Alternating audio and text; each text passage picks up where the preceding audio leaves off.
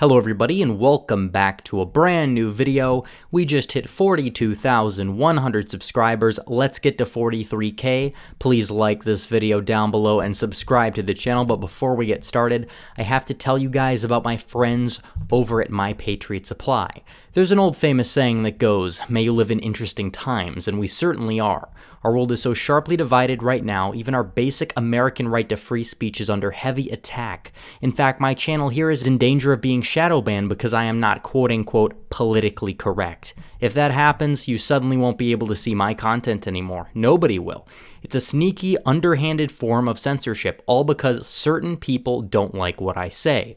But since I and my staff depend on revenue from the product partners we promote, a shadow ban would put us out of action. I hope that never happens. But these days, anything can go wrong at any time. That's why I teach self-reliance and emergency preparedness, especially when it comes to your food, water, and other vital necessities. As you know, I fully endorse the products of My Patriot Supply, and the advertising revenue I receive in return helps pay the bills and enables me to help bring you guys great content. But any day now, that might stop. So to prepare in advance, I'd like to make a special request. If you've been planning on buying My Patriot Supply but you've been putting it off, now is the time to act while you can. If you've purchased already what you need, I thank you sincerely. But as you can see, the future isn't looking much better than what we've just been through. Frankly, it probably is going to get a lot worse leading up to the election, and that is why I urge you right now to take a moment and go to preparewithredeagle.com and make your purchase while you still can. My Patriot Supply is the only source I personally use and trust, and you can too. And right now you can save $100 off a 4-week emergency food kit of delicious, nutritious meals that the whole family will love. My Patriot Supply makes it easy to be prepared at all times, and saving $100 off a life-saving 4-week supply of food is too good to pass up.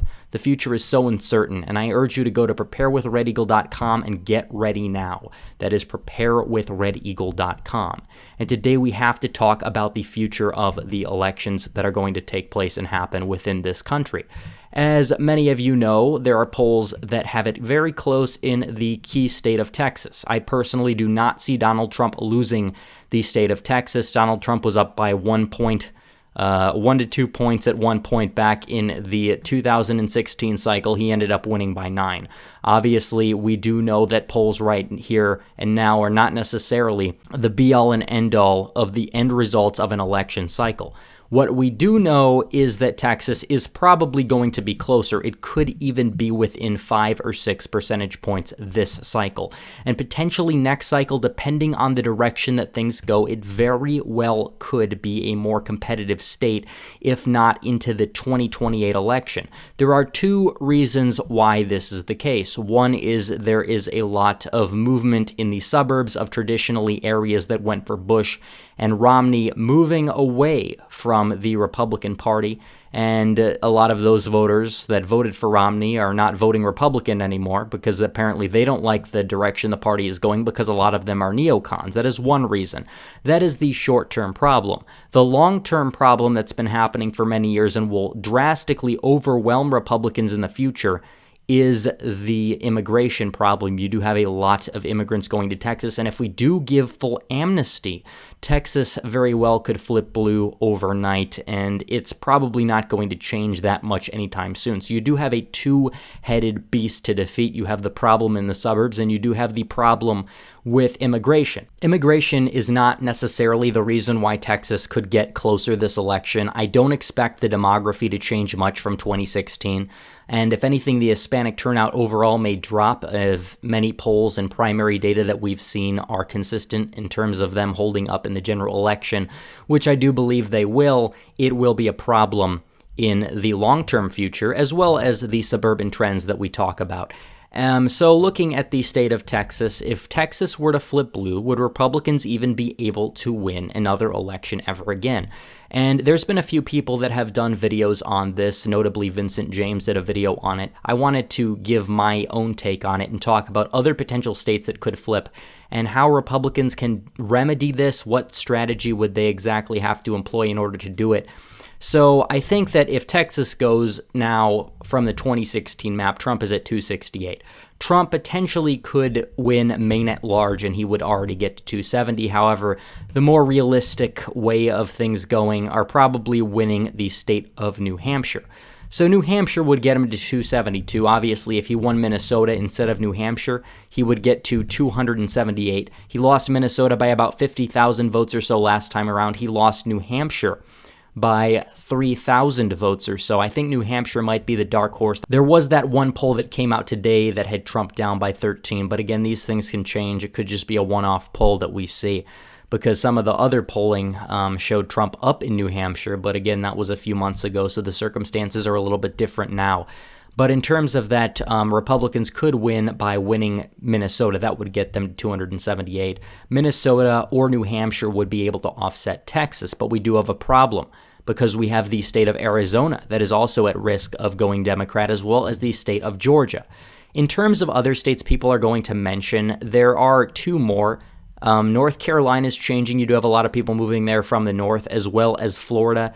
North Carolina has been a little bit more stagnant. Florida, you do have a changing population, although a lot of the minorities moving there, the immigrants, are actually from Cuba and Venezuela, so they do tend to be a little bit more conservative.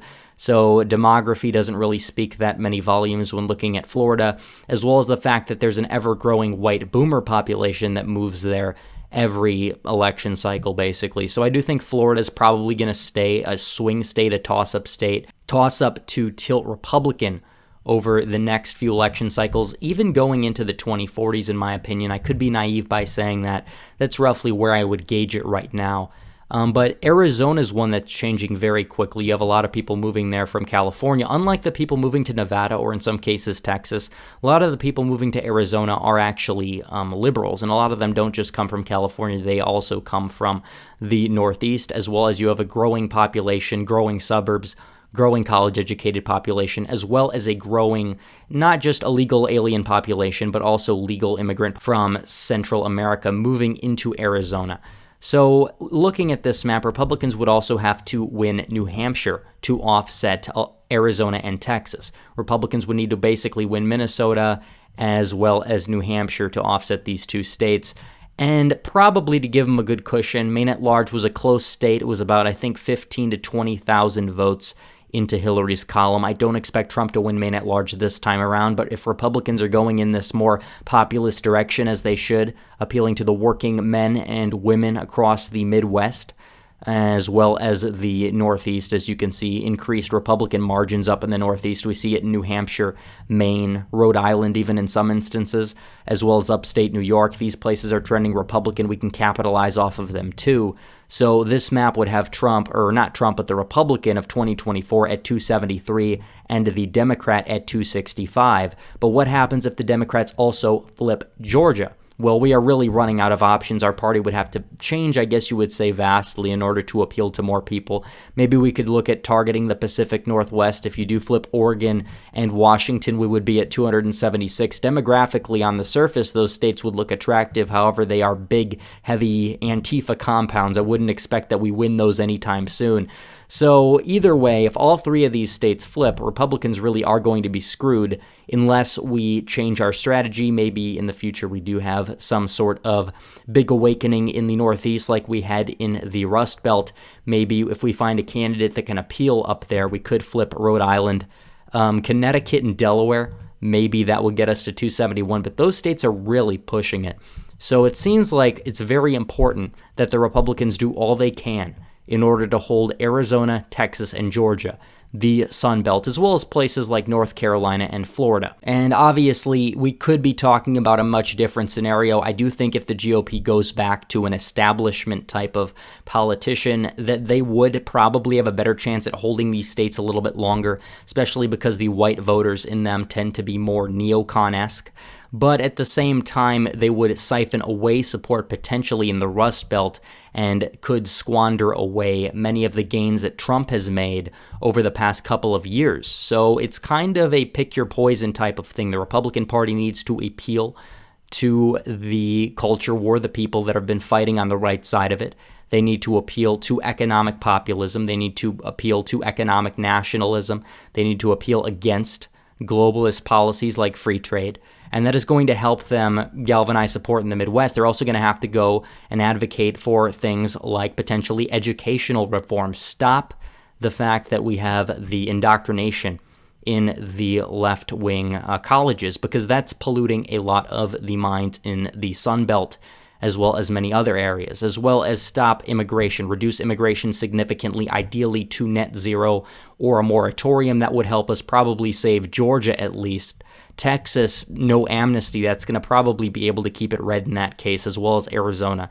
So we have to easily pick our policies wisely in order to maintain a good support base across the country, so we can expand our coalition in the North with some of these, blue-collar workers, as well as keep a lot of voters on board in the South, keep enough of them in the Sun Belt in order for Republicans to be able to win future elections. So obviously we could win without Texas. We could even win without Texas and Arizona.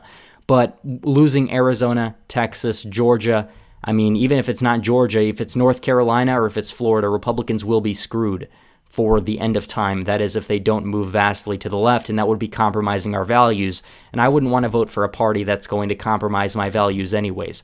So it's important that the Republican Party understand that there is a problem at hand with Texas, and there's many solutions to deal with it. But we need to stop pretending like the problem isn't there. And yeah, obviously we should not trust the polls entirely this time around. I think Trump is going to win Texas. It would be drastic if he lost Texas, and if he's losing Texas, he's losing basically every swing state, and it would be a disaster. I don't think that's going to be the case. I think Trump is going to win Texas by around 5 points come November. But the bottom line is, in future elections, it's going to be very important to watch these 3 states and see how they behave. And if they go the way of the Virginia, it's going to be a disaster for the future of the Republican Party. So anyways, guys, thanks for watching this video. Please like this video down below, comment down below, and subscribe to the channel. Hit the bell for notifications so you never miss another video. Follow me on social media, join the Patreon, and subscribe. Star links in description. As always, guys, thanks for watching. Red Eagle, out.